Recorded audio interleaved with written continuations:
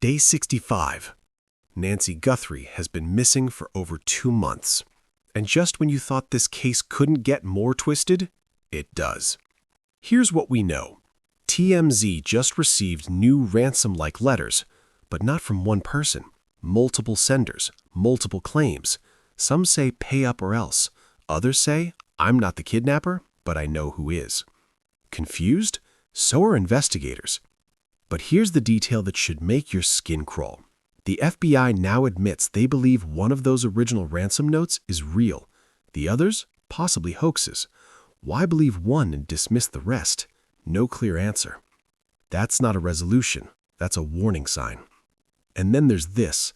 The letters that are considered real, they threatened to kill Nancy. We never knew that until now. Why wasn't that made public earlier? If the police missed this, what else didn't add up?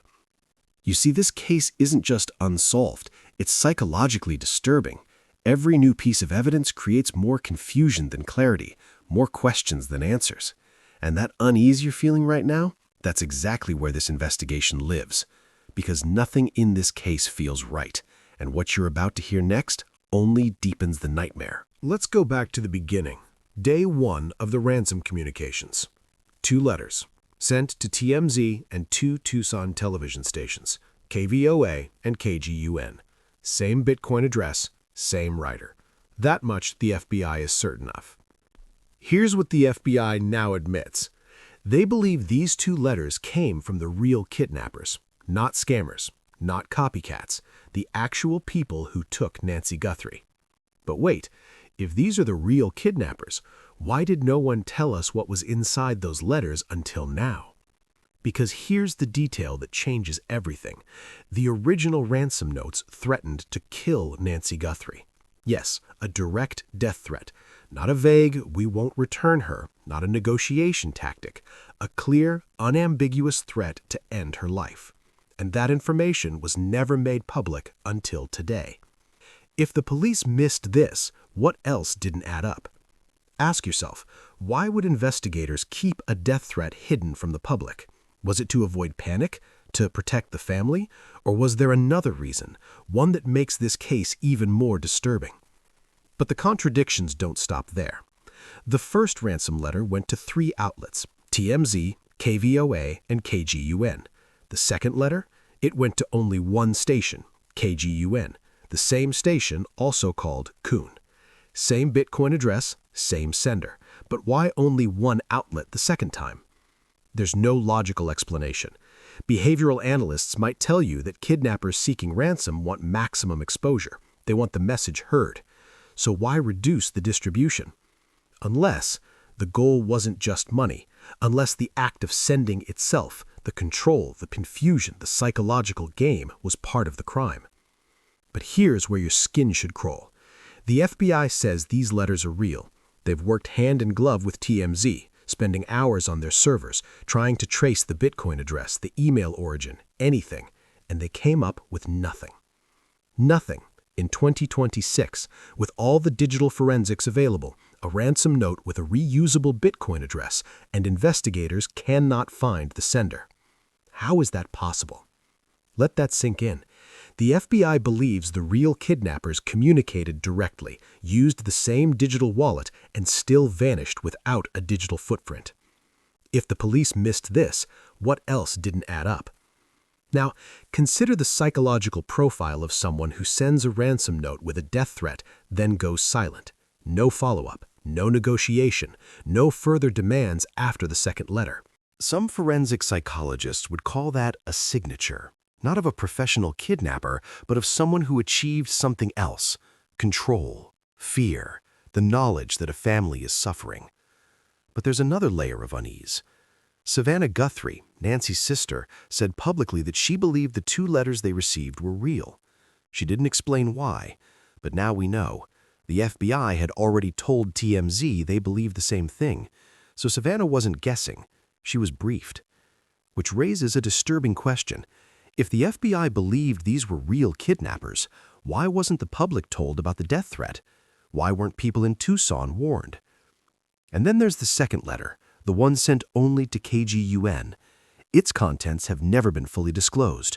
Not by the station, not by the FBI, not by TMZ. What was in that letter that no one wants to repeat? Some speculate it contained a new deadline. Others believe it changed the terms. But here's what we do know. After that second letter, the kidnappers went completely silent. No more communications, no demands, no body, no trace. That silence is louder than any threat.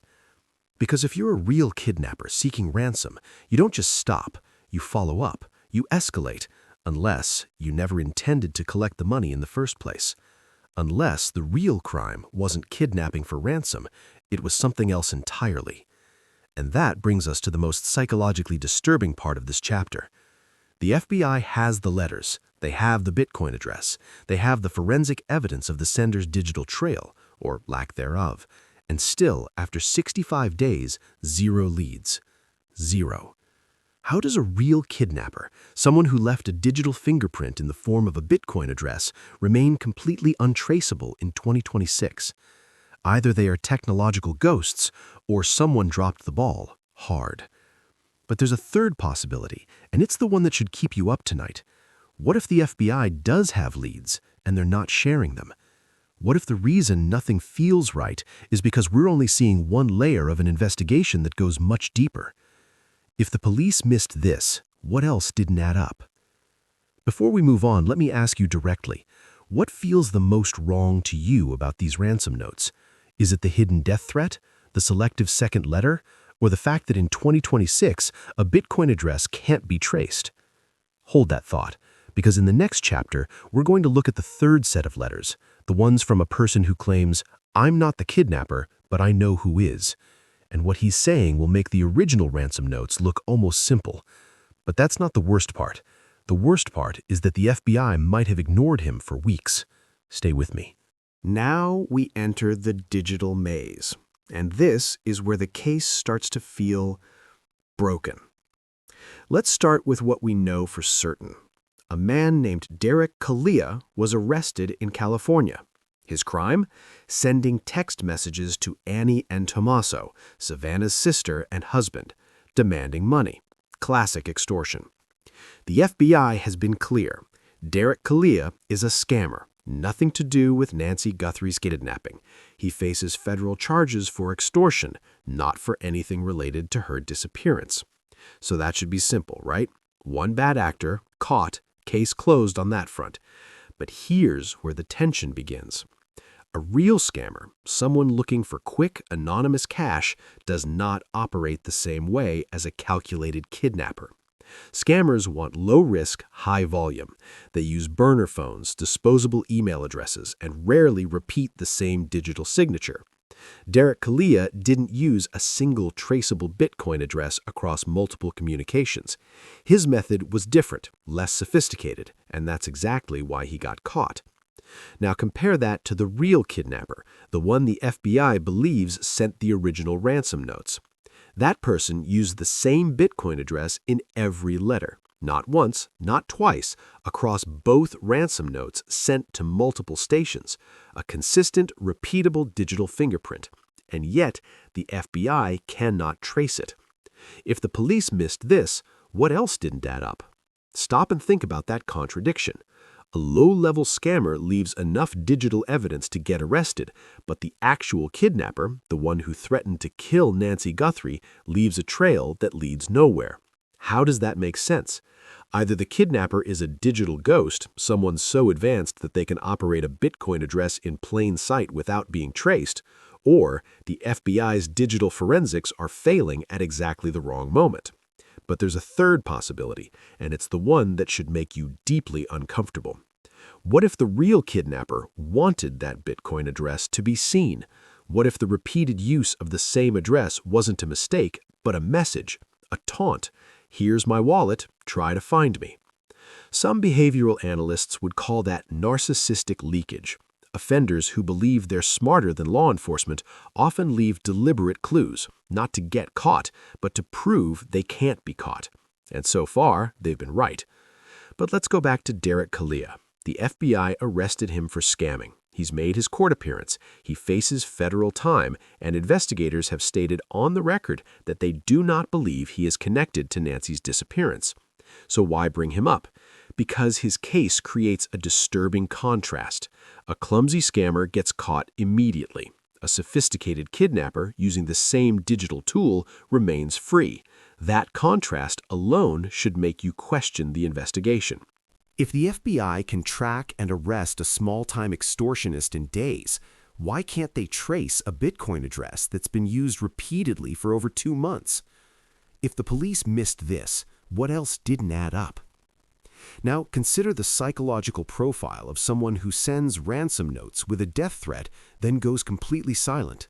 No follow-up, no second demand after that second letter to KUGN. That's not typical kidnapping behavior. Most ransom cases involve ongoing negotiation. Threats escalate, deadlines tighten. But here, silence. Unless the goal was never money.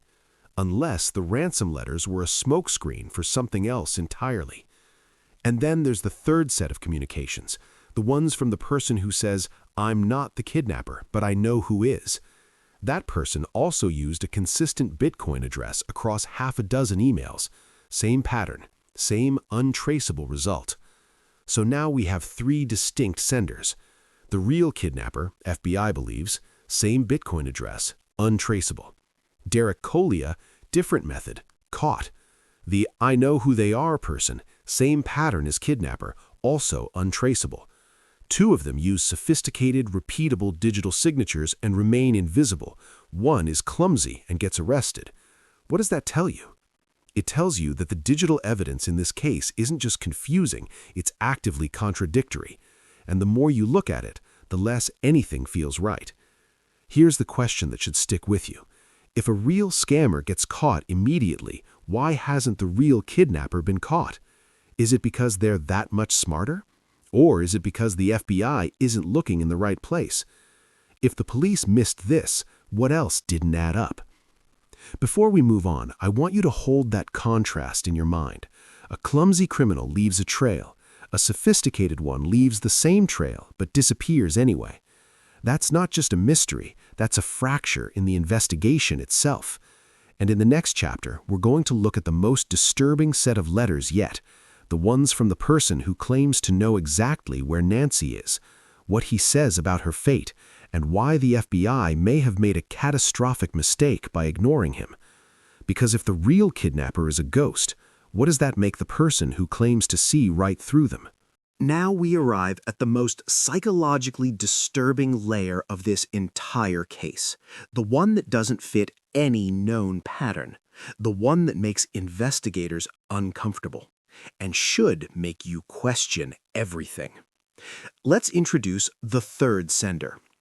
Over the past several weeks, TMZ has received half a dozen emails from the same person, same Bitcoin address, same claim. Listen carefully to what he says. "I am not the kidnapper, but I know who they are. Give me 1 Bitcoin and I will hand them over to the FBI on a silver platter." At first glance, it sounds like another scammer, but then the behavior becomes strange. His first email arrived early on, back around February 11th. The message was urgent. Time is of the essence. The very next day, a second email. Same person, same Bitcoin address, but the tone had completely changed. Time is no longer of the essence. Stop. Think about that.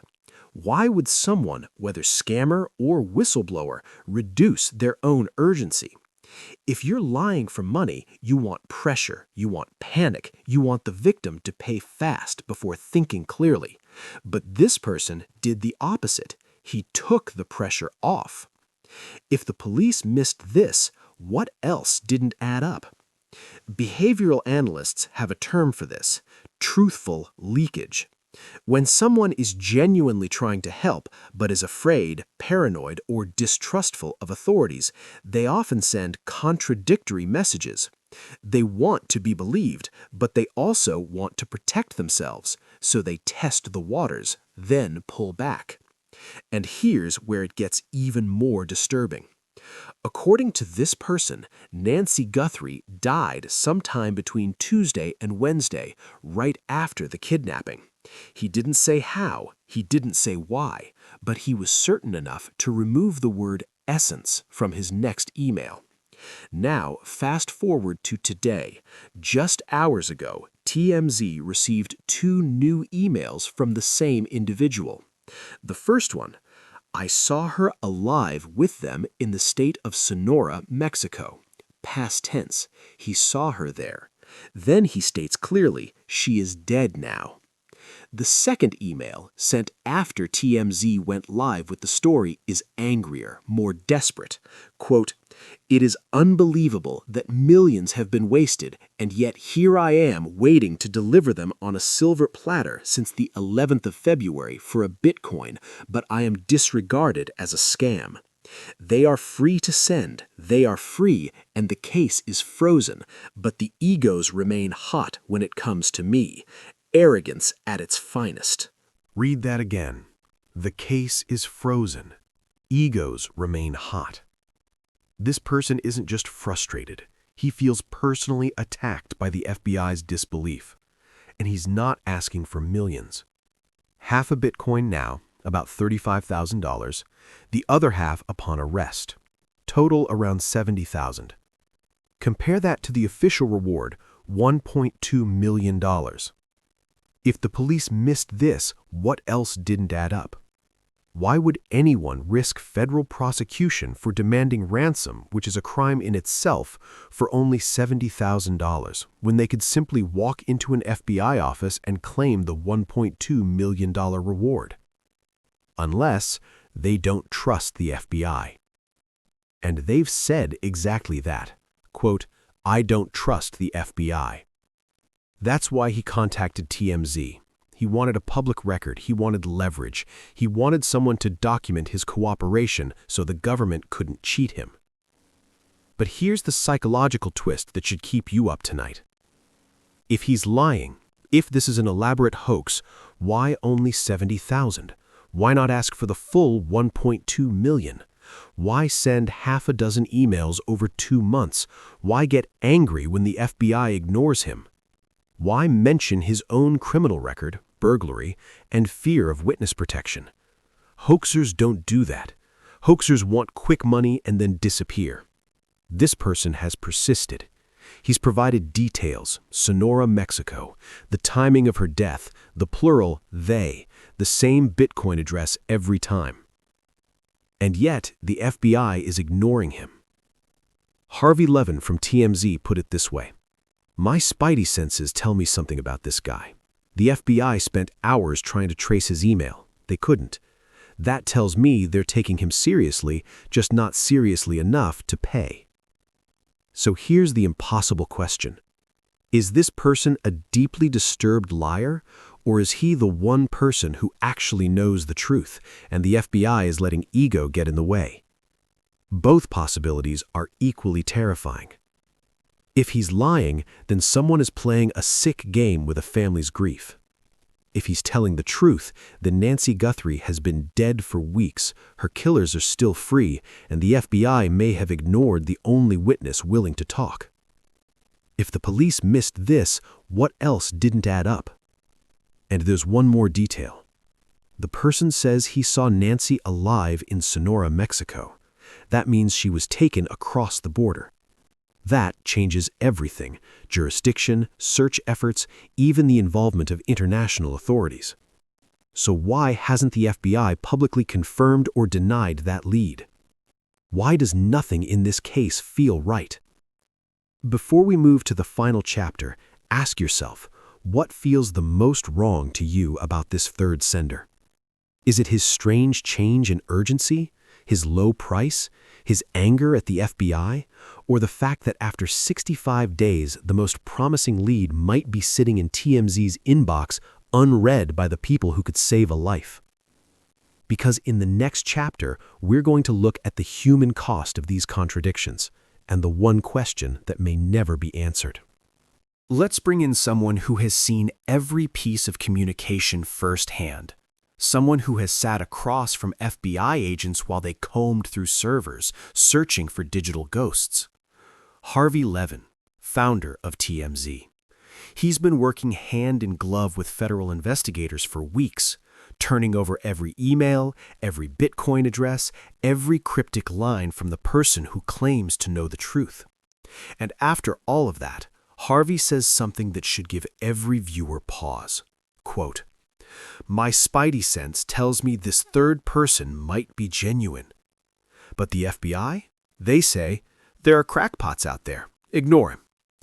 Two 100% different instincts. One based on gut feeling from a journalist who has covered hundreds of crimes. The other based on protocol from an agency that sees hoaxes every single day. Who was right? If the police missed this, what else didn't add up? Here's what we know for certain. The FBI has spent hours inside TMZ's servers. Their IT teams worked side by side with Harvey's people, trying to trace the emails from the third sender, trying to trace the Bitcoin address that appeared in every single communication. The result? Nothing. Zero. Completely dry. In 2026, with all the digital forensics tools available to the federal government, a person sending emails from what is likely a Proton mail or similar encrypted service, using a Bitcoin wallet that should leave a blockchain trail, and the FBI cannot find them. Harvey himself admits how strange this is. Listen to his exact words. Quote, "In 2026, a perfect crime shouldn't be possible. But this case feels like a perfect crime." Stop and let that land. A perfect crime. Not because the kidnapper was a genius, but because every single piece of modern forensic technology seems to have failed at exactly the wrong moment. Think about the physical evidence, or the lack of it. A masked man wearing gloves, using a bite light in his mouth. He had to touch the camera bracket behind the doorbell. He had to open doors, handle a vehicle, transport a human being. And yet, no DNA, no fingerprints, no tire tracks, no witnesses placing a suspicious car in the neighborhood. Then the digital side, emails that can't be traced, a Bitcoin address that leads nowhere, a kidnapper who communicated multiple times but left no usable metadata. If the police missed this, what else didn't add up? Harvey Levin has been in the news business for decades. He's seen hoaxes, scams, and genuine cries for help. And he admits openly, "I could be wrong, but something feels off." That's not a journalist jumping to conclusions. That's a professional acknowledging that his instincts are screaming, even when the evidence isn't there. So what does the FBI say to that? Officially, they're non-committal. They've told TMZ they believe the original 2 ransom letters are real.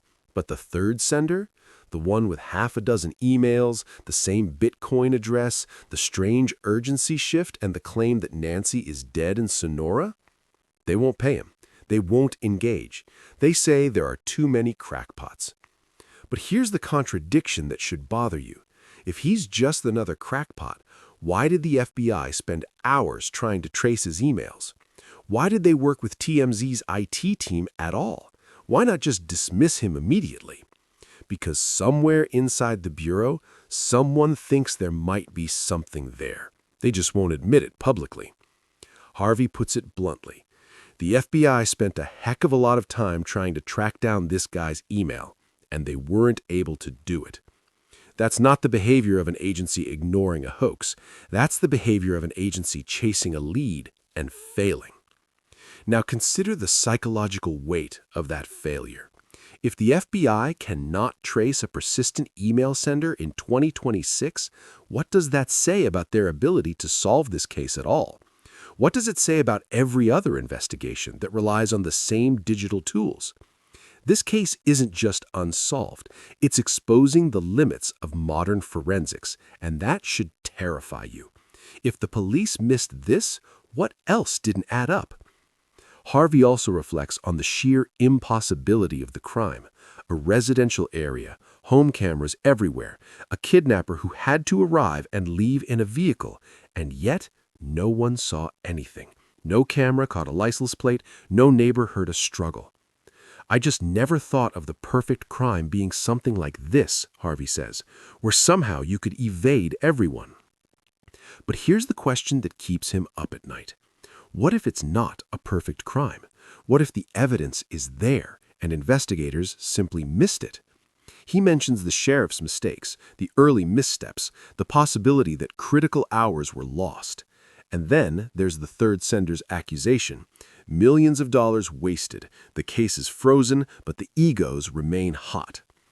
That's a direct attack on law enforcement's pride, and it stings because there's a ring of truth to it.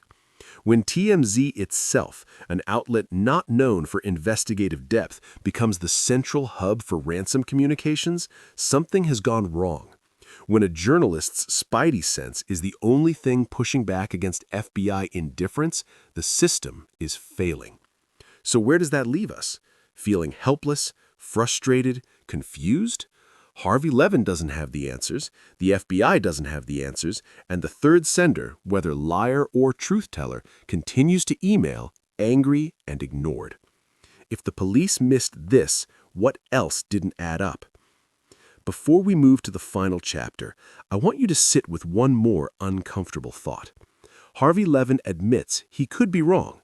The third person could be an elaborate hoaxer. But if that's true, then we have a different kind of horror. Someone is playing a sick game with a family's grief, and the FBI can't even stop that. Either way, the system has failed. And in the final chapter, we're going to ask the question no one wants to answer. After 65 days, with all these letters, all these contradictions, all this ignored evidence, will Nancy Guthrie's case ever be solved? Or is this the new face of the unsolvable crime? We've walked through 65 days of confusion, 3 sets of communications, a kidnapping that shouldn't have gone unsolved, and a family still waiting for answers. But here's the truth no one wants to say out loud. This case isn't close to being solved, and it may never be. Let's go back to the only facts we can trust. Fact 1. The FBI believes the original 2 ransom notes sent to TMZ, KVOA, and KGUN came from the real kidnappers. Same Bitcoin address, death threat included. And after the second letter, silence. Fact 2. A California man named Derek Collia sent extortion texts to Nancy's family. He was arrested. The FBI says he's a scammer, not connected to the kidnapping. Fact 3. A third person has sent half a dozen emails to TMZ claiming to know who the kidnappers are. He says Nancy is dead. He says he saw her alive in Sonora, Mexico, past tense. He wants a fraction of the reward money. The FBI has not paid him, but they also couldn't trace his emails. Fact 4. Despite modern forensics, DNA, digital trails, CCTV, Bitcoin tracking, every single lead has gone cold. Now ask yourself the question that has haunted every investigator, every journalist, and every viewer watching this documentary. If the police missed this, what else didn't add up? The psychological maze. This case doesn't end with a dramatic arrest. It doesn't end with a confession. It doesn't even end with a body. It ends with a feeling. A feeling that something is deeply wrong, but you can't put your finger on what. Psychologists call this cognitive dissonance. The brain is forced to hold 2 contradictory beliefs at the same time. The FBI is competent and has every tool to solve crimes. The FBI cannot trace a Bitcoin address used repeatedly over 2 months. Both cannot be true, yet both feel true. That dissonance is why you're still watching. That's why your mind is racing through possibilities. That's why you feel frustrated, confused, and strangely compelled to keep searching for answers that aren't there. And that, more than any ransom note, is the real horror of the Nancy Guthrie case. Revisiting the contradictions, a final synthesis. Let's line up every contradiction we've uncovered, because when you see them all together, the picture becomes even more disturbing. Contradiction number 1, the hidden death threat. The original ransom notes threatened to kill Nancy. That information was never made public until now. Why? Was it to protect the family, to avoid panic, or to hide the fact that investigators had no way to respond? Contradiction number 2, The second letter went only to KGUN. The first letter went to 3 outlets. The second went only to KGUN. If you're a kidnapper wanting maximum pressure, why reduce your audience? Unless the second letter wasn't meant for the public, it was meant for someone specific at that station. Contradiction number 3. Real kidnapper versus caught scammer. Derek Colia, a clumsy extortionist, was arrested quickly. The real kidnapper, using the same Bitcoin address repeatedly, remains untraceable. That suggests either the kidnapper is a digital ghost or the FBI's resources are being directed elsewhere. Contradiction number 4. The third sender's urgency shift. Time is of the essence one day. Time is no longer of the essence the next. A hoaxer would never reduce urgency. A truthful person who just learned the victim is dead might. Contradiction number 5. 35,000 versus 1.2 million. The third sender wants half a Bitcoin, about $35,000, for information that could earn him $1.2 million in reward money. Why? Because he doesn't trust the FBI. He wants a public record through TMZ. But if he's lying, why not ask for the full reward? The logic doesn't hold. Contradiction number 6. The FBI spent hours trying to trace him. If the third sender is just a crackpot, why invest federal time and resources into tracing his emails? They wouldn't. They did, which means someone at the Bureau thinks there might be something there, even if they won't admit it.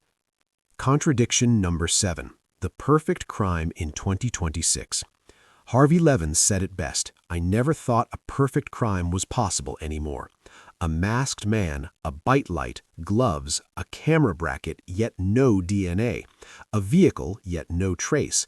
Emails, yet no digital footprint. Bitcoin, yet no blockchain trail. Either the kidnapper is a once-in-a-generation genius or the investigation failed at multiple points.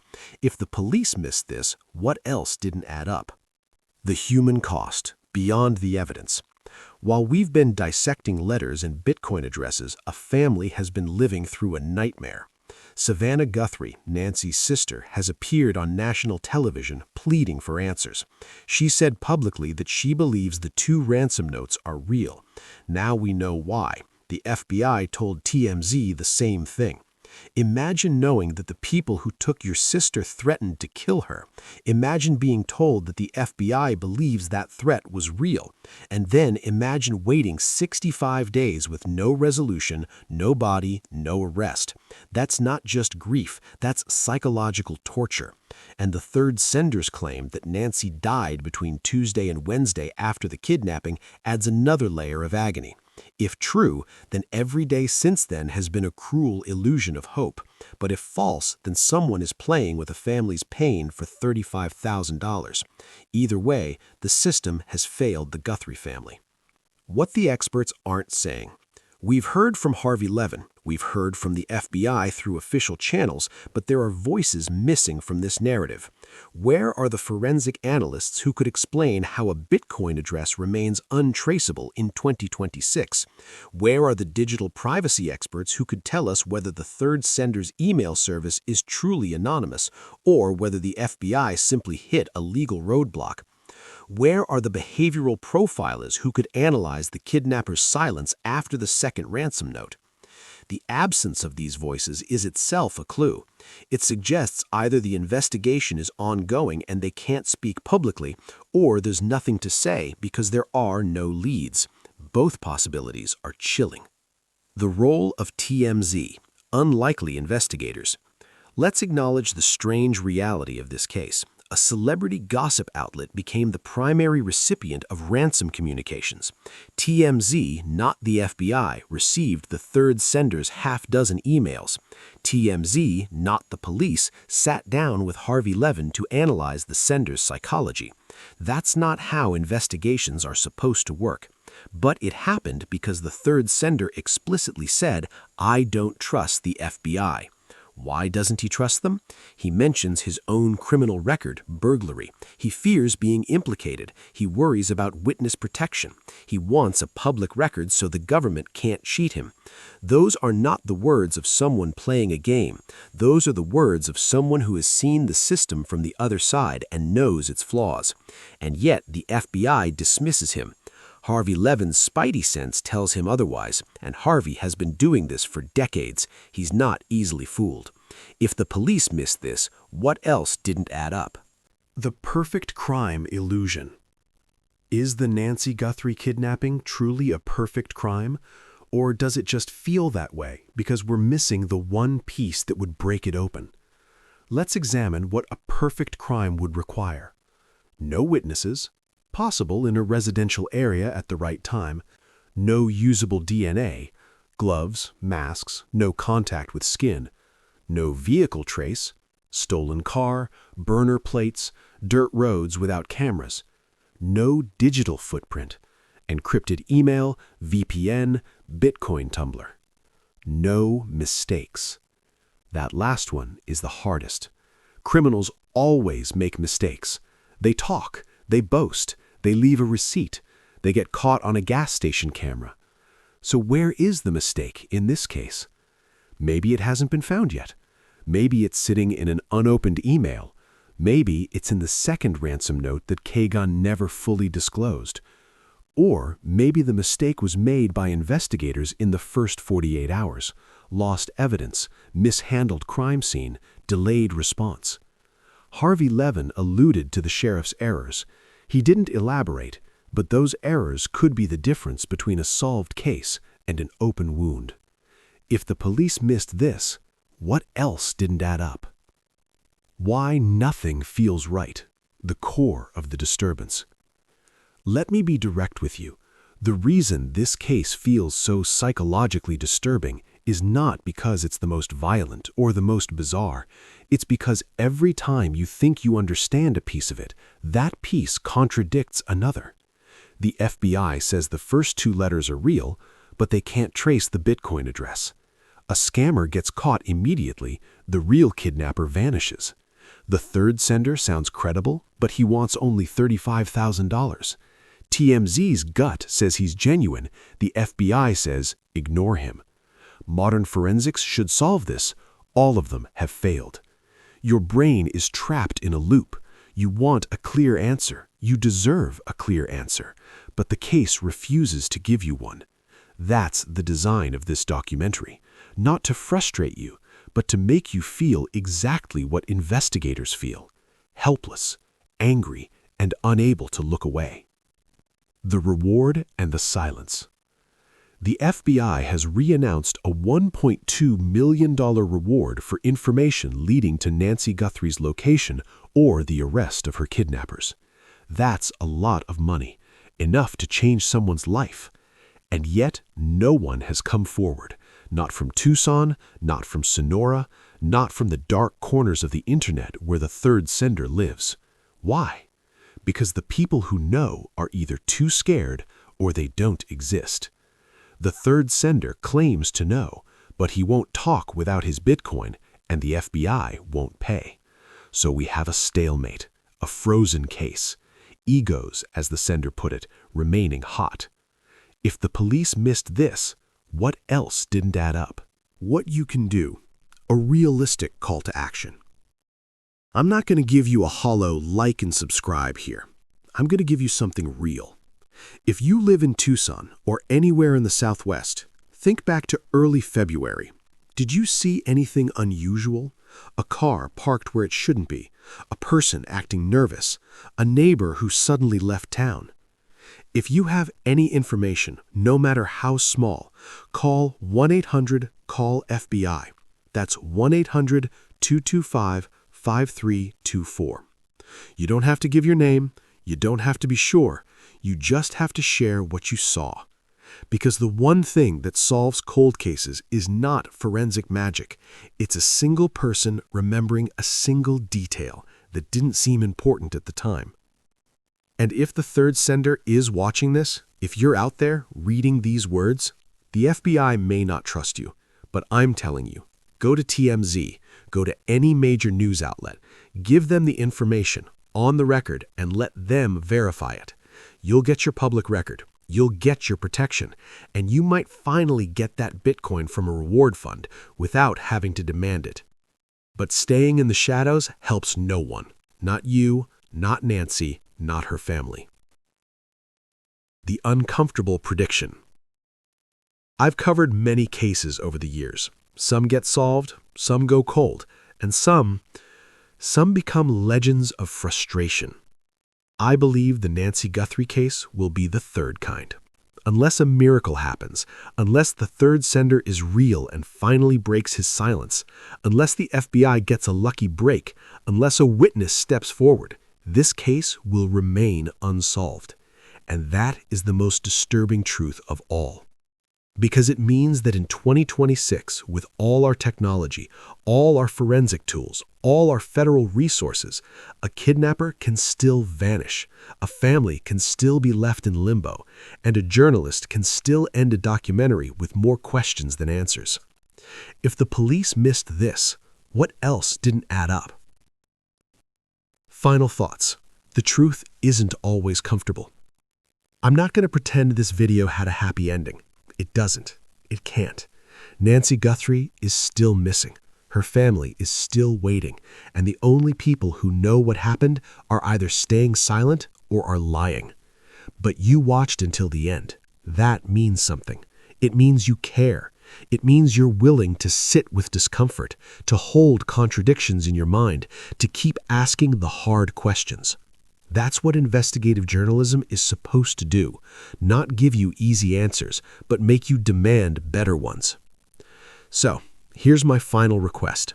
If this case disturbs you, if the contradictions keep you up at night, share this video, not for views, for awareness.